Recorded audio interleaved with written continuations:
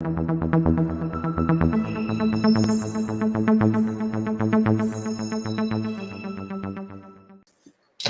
evening, ladies and gentlemen. Welcome to News and Views with Dr. Moby and Viki. How are you doing, Viki, today? Um, Dr. Moby, thank you once again. I'm very good. I'm reporting to you from sunny Singapore. It's actually 9:36 a.m. here. Always warm and humid, and always welcoming to the world. And we welcome you to come when the pandemic is over, Dr. Moby. Yeah, I loved Sentosa Island, and I loved staying. I remember, I stayed by the World Trade Center, Little India, actually, the place called Little India. Yeah. So I Yes. stayed in that, and there was, I came 3 times there, and then I had a great time always there. Sentosa Island, of course, I went there. Then we watched movie also a couple of times. It was fun, but now I see Singapore, I can't even recognize. That was back in '94. So this, everything has changed. But Singapore Airlines, I traveled through that too, and it was fun airline. Yeah. So I think I look forward to make sure that um, uh, Yeah. so that is what we're gonna basically come up with. Okay, so what we have today, very interesting topics. I think you outlined few of for us, and I'll just have one by one open up for everyone to see. So we're gonna start with your first topic. So tell us a little bit about today's program. Okay, I've selected 4 articles, and the first topic I've selected is from the national broadsheet. Times is published over the weekend on education, and this particular article, it's very close to my heart. Issues on education. It talks about understanding why high-performing Singapore science, math students have low confidence in these subjects. Dr. Moby, and if you look at the article here, it talks about, all these science students and math students, again, they have topped the global benchmarking survey, again, top in the world. And I would like to talk about the education system in Singapore, and myself having been an educator for almost 20 years, teaching various age groups from, when I was younger, I was in a church. I was teaching from students of about 5 years, preschoolers, all the way to the polytechnic in Singapore, and then also in private universities, even for retirees who come back in the age of 60s. But Dr. Moby, in this particular article that is being published, it talks about students have talks about students who have consistently performed very, very well in these subjects of maths and science, and we know that the STEM subjects are going to be really emphasized all over the world as the world moves into the fourth industrialization. However, it also found, according to the Ministry of Education, these students who are performing very, very well in the math and science subjects have very low confidence in these subjects, which is really quite I should say an oxymoron. You think that if you score 100 marks, you will be really confident in these subjects, but survey has found that students are not confident even though they are scoring very, very high marks in these subjects. And I'd like to bring out the other article about OECD countries. And if you look at the article that I've brought out to the viewers, and also a background to yourself and to the viewers in Singapore, Europe, and in Asia. You've got this PISA ranking. I'm not quite sure if it's well known in many parts of the world, but being Singapore and being Singaporean, we place so much excellence on academic results.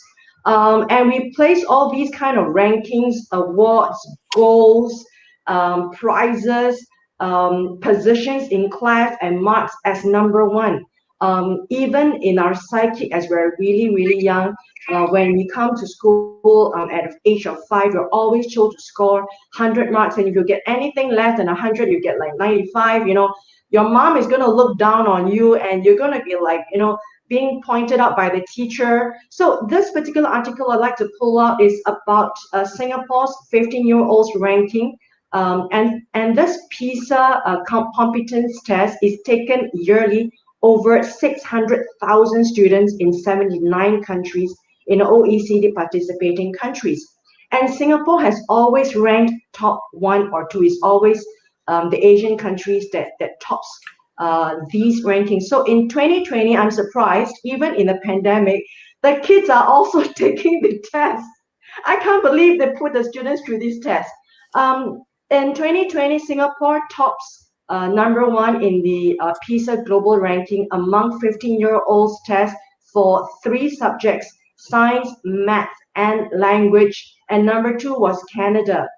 In 2019, Singapore was number two, while China was number one. So Singapore is always the top two countries. And the situation I'm going to bring up forth is not about the ranking or the excellence or the competence test, but rather as I read these articles as an ex-educator, or I call myself as an educator still, what's these impact on rankings on students?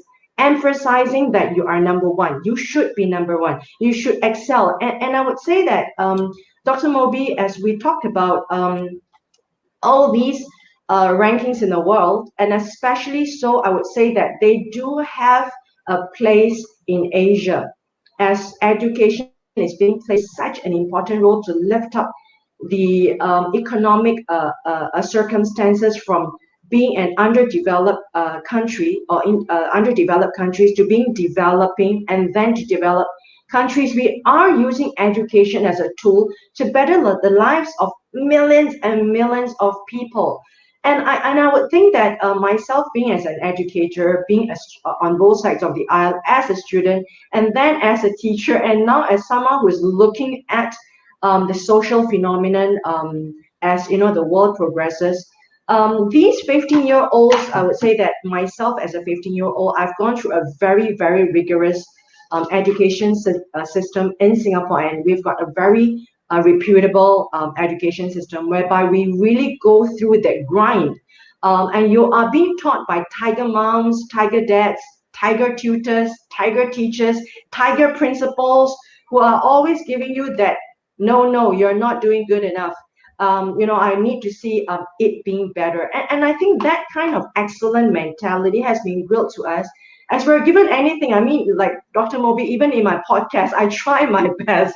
Even for your show, I Yeah. always try my best. And I think in this sense, we can see the results in an economic sense as the country progresses and power through generations and generations of people who are trying so hard in their professional lives and trying very hard using the academic background that they have. And I think this is something that countries are reflecting.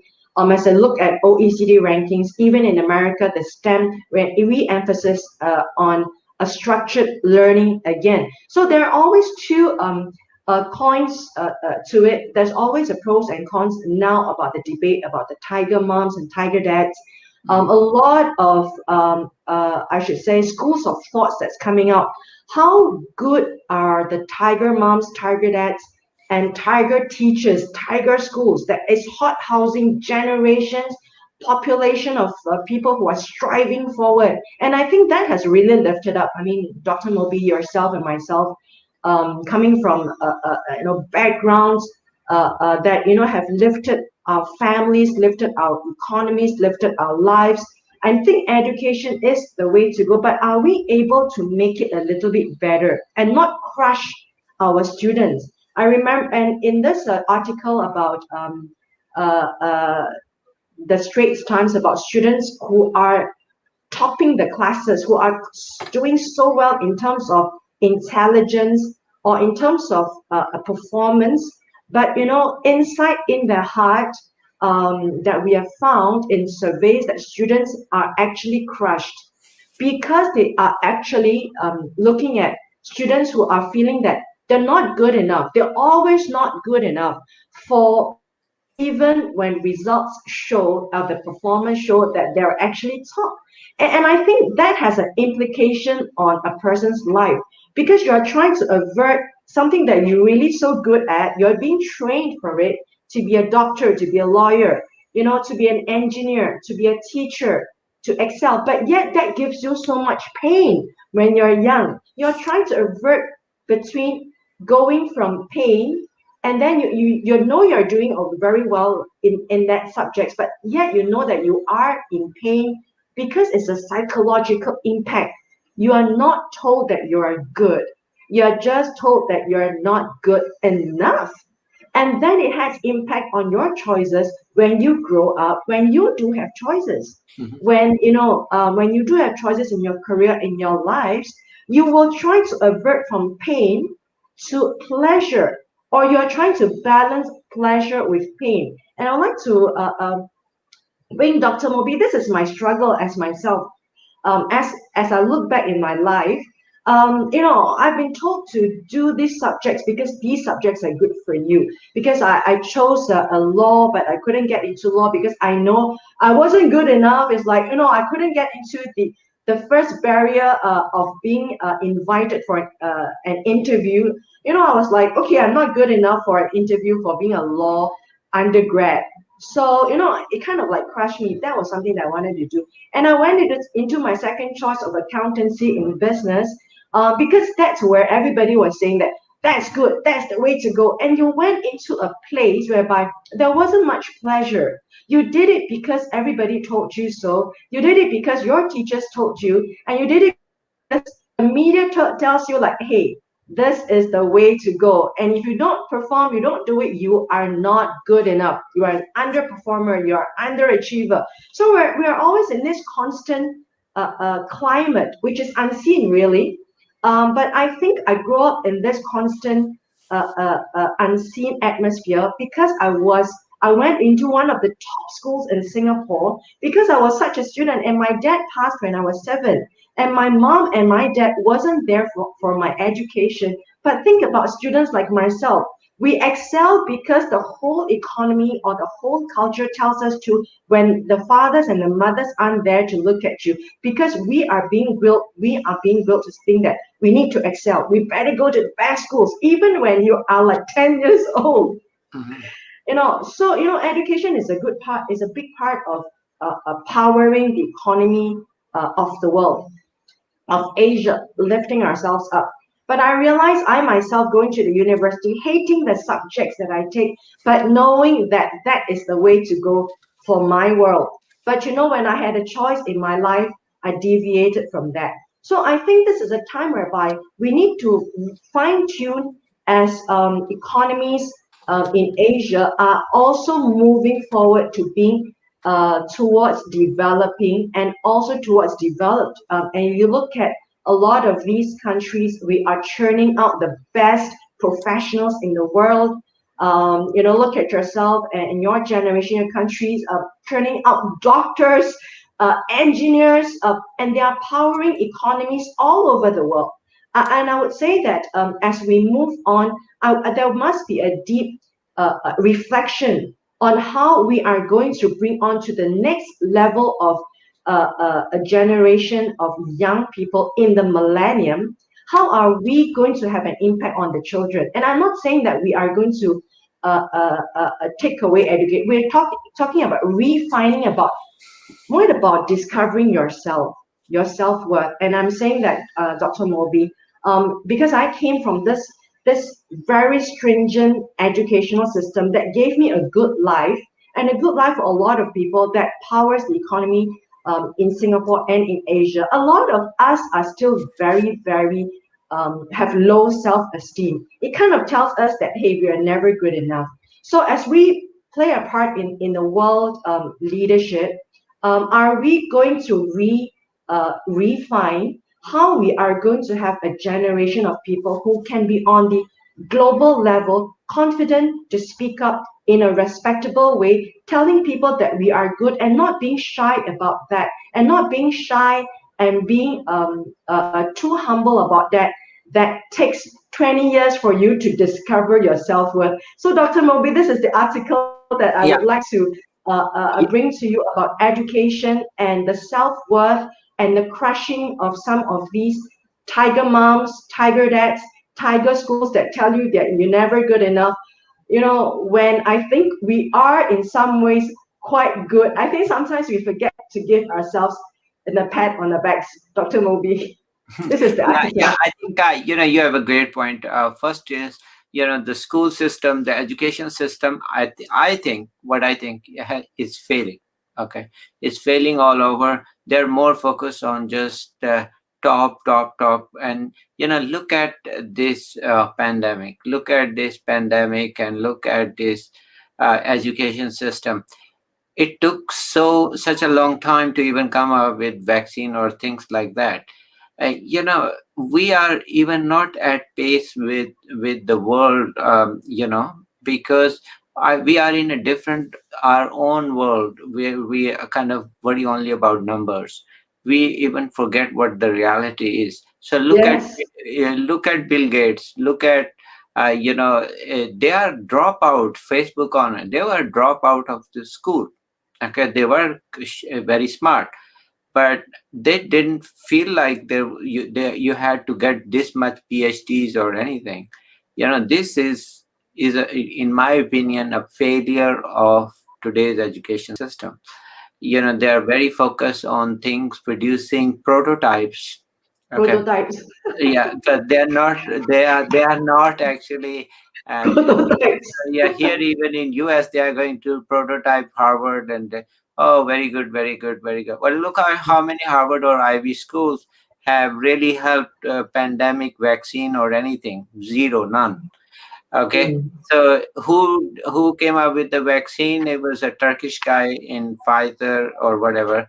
He's not even from US. Okay, so what I'm saying is, you have to look at what these. I mean, you would think that Ivy schools here or the top schools all across the world would produce such a magnificent scientists every year Yeah. that we will be like reaching to Mars and beyond that by now, but we are nowhere there. Okay, we are not even on properly on the ground, forget about Mars. Okay, so I think there is a pretty big disconnect with education system. Disconnect.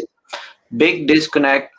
The talents who are supposed to be talented, and they are actually, but they are discouraged.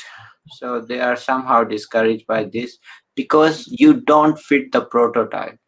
If you don't Yeah. fit the prototype, they'll throw you out. So don't give up on that. I wouldn't Yeah. say anything. I Yeah.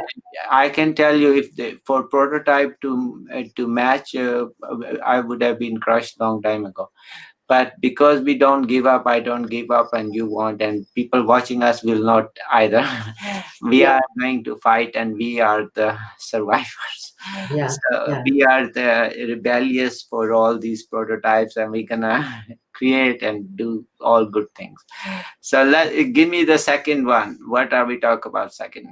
Okay, the second article is about it's an article that talks about in Vietnam. Hmm. Vietnam has actually so far controlled the virus situation. A lot of these countries that um, that is able to control the virus are surprisingly, of course, countries that um, are seemingly more compliant. If you have a population which is more compliant, but we're not really talking about the pandemic now. We're really talking about karaoke. I know karaoke is actually uh, uh, a technology that's invented by the Japanese that spread throughout the world. And in this article, um, it talks about karaoke. Is it a torture? And in Vietnam, they say that loud singing has become enemy number one, because in a prolonged lockdown, everyone is at home or in self-isolation, the only entertainment they could have, I think, to keep their spirits up is really either playing game cards with the families or with karaoke. So in this article, it talks about families which are singing very loudly, even into the nights in the midnights. And this is something I would like to bring up to you, Dr. Moby. In this prolonged lockdown, especially in Asia and where I'm coming from, and this and also in this segment, we're talking about news from Asia. The phenomenon is in the pandemic, most of us are working from home. We're working from home, we're studying from home, much more historically than ever. And your neighbors are home. You are home, they're upstairs, they're downstairs, they're left and right, they're in front of you, they're behind you, they're opposite of you. We're talking about Asia, that the population is stacking up because it is a very populated place in Asia. And this is also happening in Singapore because people are smoking in the home. And there are lots of complaints, not only about karaoke in Vietnam, but people who are smoking and the secondhand passive smoke, it goes out into the corridor, into your neighbor's home, and people are having a lot of stress. And this is some of the symptoms I think about the challenge of being in a community more than ever. As we are fighting the virus, we are also having the stress within the community of having been being able to be considerate to our neighbors, not smoking within your home, not making too much noise, controlling the babies crying, and the dogs barking because the dogs can't go out and the babies can't go out, the children can't go out, and people are working in the home. I mean, there's so much stress already in the home. Can you imagine if the stress are coming from your neighbors? And it's vice versa. You are giving stress to your neighbors. I think in this pandemic, if people can look at it also in a different perspective when this article is being coming out, I thought it's such a timely manner because we are still going through the pandemic. Even the vaccination has started already. It could be for the next 6 months, 8 months, or even 10 months that we are in isolation, working from home. We have to be a little bit more considerate to our neighbors. And also about karaoke, the latest article have said Japanese, who are the inventors of this karaoke, they are singing karaoke a lot in the pandemic. And the karaoke is actually one of the, I should say, one of the crime that's spreading the virus in Japan. In the karaoke gatherings and families and in the karaoke clubs. So, ladies and gentlemen, I think we have to be kind in this pandemic situation, to be more considerate of our neighbors when we're singing.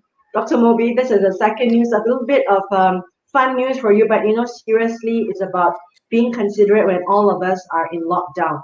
I have the third article for you.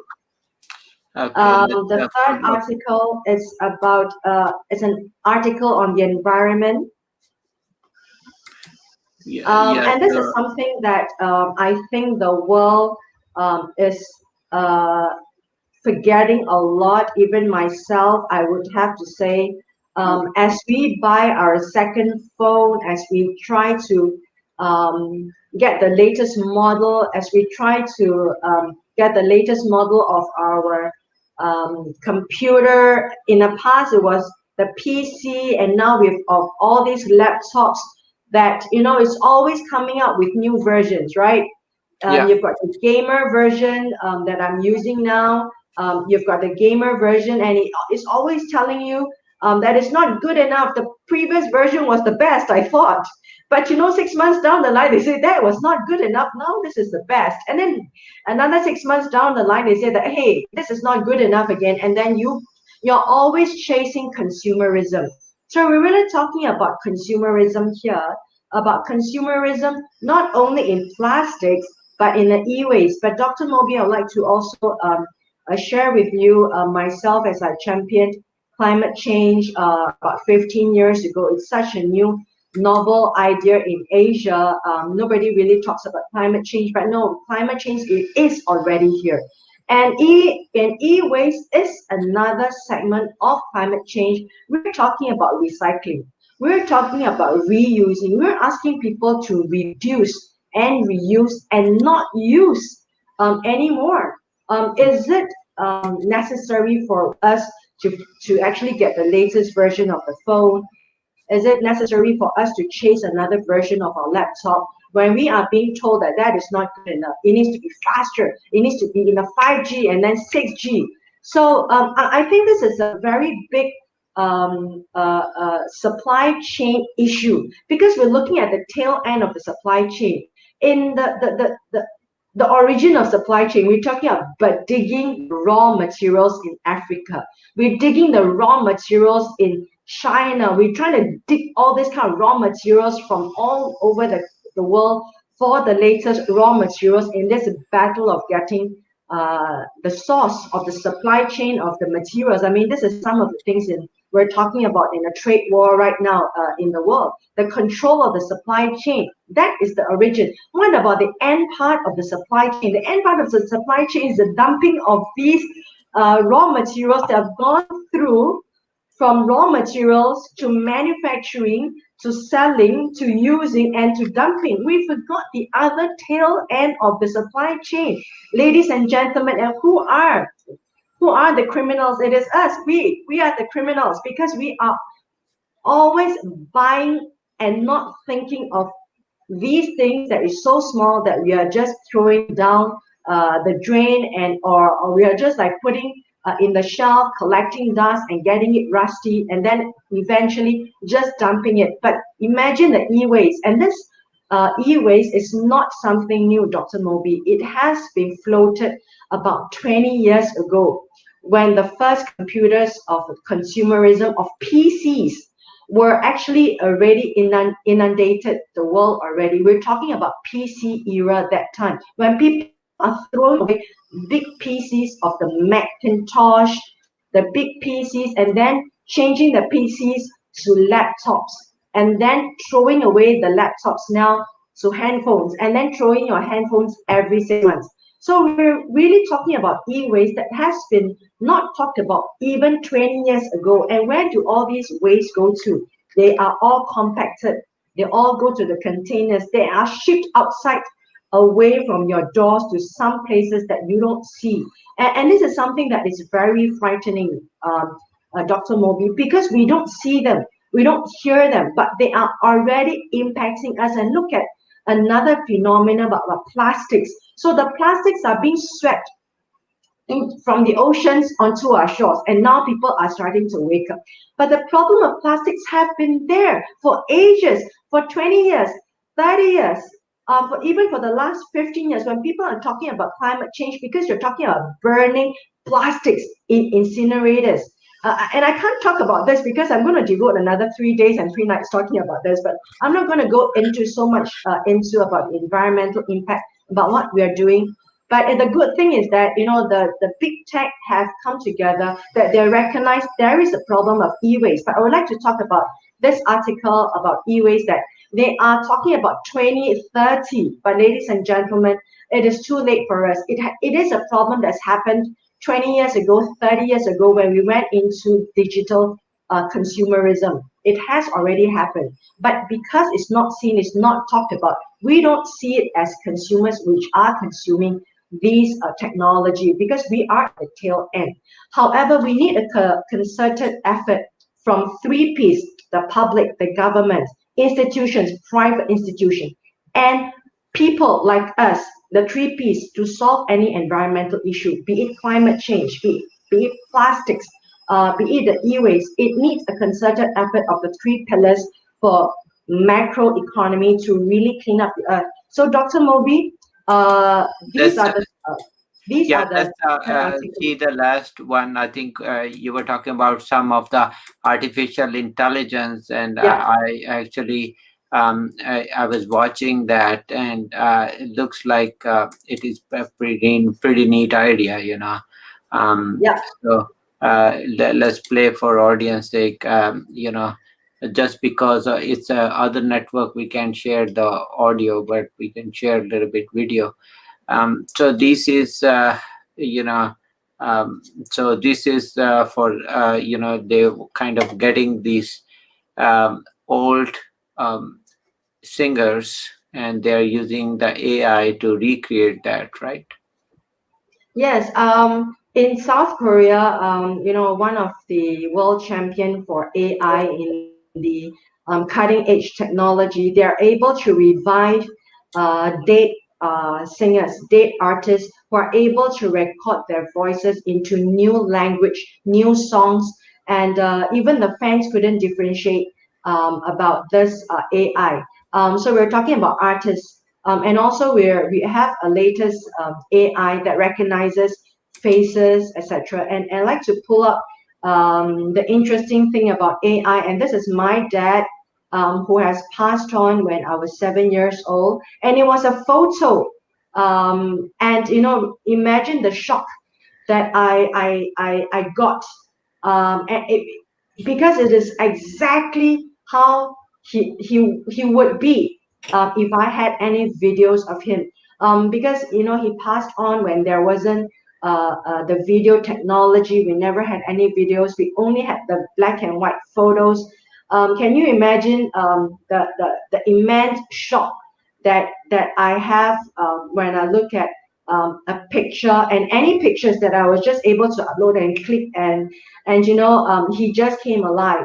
So for people, I think this is one of the good things about AI that have come out. Yeah. One day when we all pass, we all will live immortality. Our grandparents, our great grandparents, and for myself, my parents, my mom, and my dad, they probably would live in mortality and be able to communicate with you as real in holograph, a hologram, in from pictures like that to become a real video, and also in their voices that they could communicate. I think that is the next level of AI that we're talking about. And I think technology can have its good uh, for uh, for us if we use it well for humanity. Thank you, Dr. Moby. So these are the four articles that I have for you. Really interesting. I couldn't go in any deeper, but because this is not a discussion, but this is a reportive Yeah. four articles, but really very interesting that I pulled out for you and your viewers, and hopefully give them some food for thought. Thank you, Dr. Moby. Well, thank you for coming Any here. of your I yeah, mean, any of your thoughts? yeah, I love the AI concept is, I mean, it's going to help a lot of people to deal with trauma, and of passing their loved ones. And also I think very thoughtful was the e-commerce, or the disposal, or the electronic waste we are dealing with. And the big one is also, I always say on my programs, is the space. The Elon Musk project, they are just dumping a lot of satellites around the orbit. Unfortunately, who's gonna get rid of them, or who's gonna take care? I mean, if you have seen Sandra Bullock's movie Space, all that debris is not going to go away, and nobody will be able to go out of the space anymore, because there are so many particles around the Earth will be traveling. And I don't know what will be the result here. Who's gonna get rid of that debris? um, which is great that exploring. I love exploration, but it has to be responsible. Somebody needs to take care of that responsibility, not the next generation. It's us. Yeah, So yeah. okay, so those are my thoughts for that. So for sure, great work, very thorough. Thank you for bringing such a unique topics. And same about education. Nothing is better than reality. So reality always shows you where you stand. It doesn't matter what grades you have. It doesn't matter at all. Matters is what is the reality, and how can you deal with it. That's about it. That's the best test for any education. Okay, you take care, and thank you. for watching our show. Thank you so much, Dr. Moby. Take care. Bye.